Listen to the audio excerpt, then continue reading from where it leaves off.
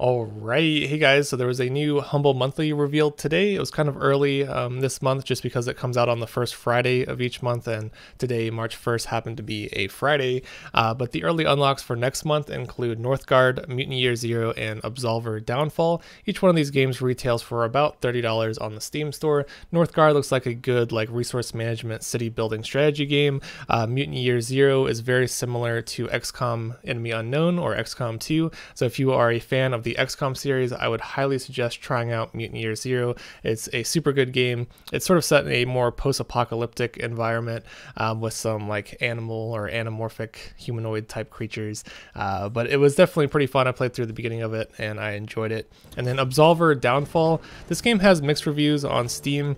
It has kind of it's a multiplayer hand-to-hand or martial arts style game, or you fight other players. Kind of reminds me a little bit of the combat system of For Honor, although from what I've read in the reviews, it seems like the developers sort of abandoned the game and left it kind of unfinished, so that's why it doesn't have the greatest reviews. So I'm not too sure on the third game, but the first two games certainly look worthwhile. So if you happen to be new to the Humble Monthly, it's $12 a month. If it's your first time subscribing, remember to use my referral link in the description below. If you subscribe, you get access to the early unlocks or the early reveals. You can start playing those immediately, and then on the first Friday of each month, the next one is on April 5th, you'll be able to get usually around 8 games total, so there should be around 5 other Steam games that will be revealed on the first Friday of the following month, and you'll be able to play those as well. You can cancel at any time. It's a subscription service, but if you subscribe today and you cancel tomorrow, you'll still have access to all of the games in that month's bundle. You also get access to the Humble Trove, a bunch of free games that you can download for free at any time,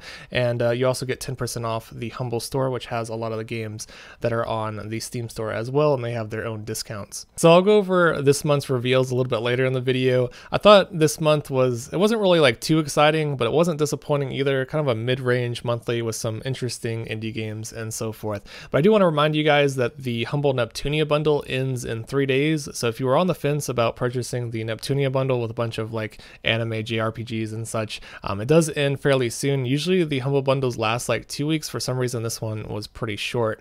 Along with that, there's a couple new bundles on Fanatical. There's the Snk Classics Bundle, which includes a bunch of great old school arcade games like the Metal Slug series. You get the King of Fighters 13, Metal Slug X, Metal Slug 3, The Last Blade, Twinkle Star Sprites, and Shock Troopers for just $4. And if you want Metal Slug and Metal Slug 2, you can pay an additional $1 or $5 and you can get those 2 games. So basically 50 cents each for Metal Slug and Metal Slug 2. So overall, I think this bundle is pretty great, especially if you are into old side-scrolling arcade shooters and so forth. There's also the Side Scroller Bundle, which is just $3.50. It includes 5 games. You're getting Never Alone Arctic Collection, Seraph, Slain Back from Hell, that's a pretty cool game, River City Ransom Underground, nice beat 'em up, and then Earth Atlantis. So 5 games for $3.49. They're fairly good indie games there. The Humble Monthly that was revealed today for March included 8 Steam games plus 1 Humble Original for a total value of $209. That's the retail price of all the games added up. I'm just going to go through them pretty quickly. The early unlocks included Warhammer Vermintide 2, which is a fantastic co-op game that you can play with friends. It's very similar to games like Left 4 Dead, although set in the Warhammer universe, so you're fighting through hordes of vermin creatures instead of zombies. The second game, Earth Defense Force 4.1, included all of the DLC as well. There was a ton of DLC packs, but this is a game where aliens are invading Earth and you are trying to stop them. It's a third-person shooter, I believe, and you can play this with your friends online as well. Then we have the Cultist Simulator, which is some sort of card game. I really don't know too much about it, but some people say it's really good and they've enjoyed it. So moving on to the games that were revealed today, we have a game called Tower Unite, which is sort of a collection of mini games. It's like a social multiplayer party game. It's in early access currently on Steam. It has workshop support, but if you scroll down on the Steam page, you can see all the things that are currently included. It has mini golf. It has some zombie shooter type games. It has some race modes. If you scroll all the way down, you can see that there's laser tag, bowling, casino, trivia. There's a theater with YouTube support, which is interesting. So yeah, it's sort of just like a social hangout type game with a bunch of mini games included. So I might try this out with a few friends in the future, but if you don't have friends to play with, this might not be for you. It looks like it's mostly multiplayer games. So going back to the monthly, next game on the list is a game called Late Shift. This is a full motion video game where you decide, or well, basically you are given little choices as the movie progresses, and it changes the course of the film. Looks like it was made with pretty high quality. As you can see, there's different choices displayed on the screen. Has very positive reviews, which is quite surprising for an FMV video game. But you might try it out. Might be a good experience if you are into stories and action movies and stuff. I think this is like a mystery type game. A crime thriller is what it's called.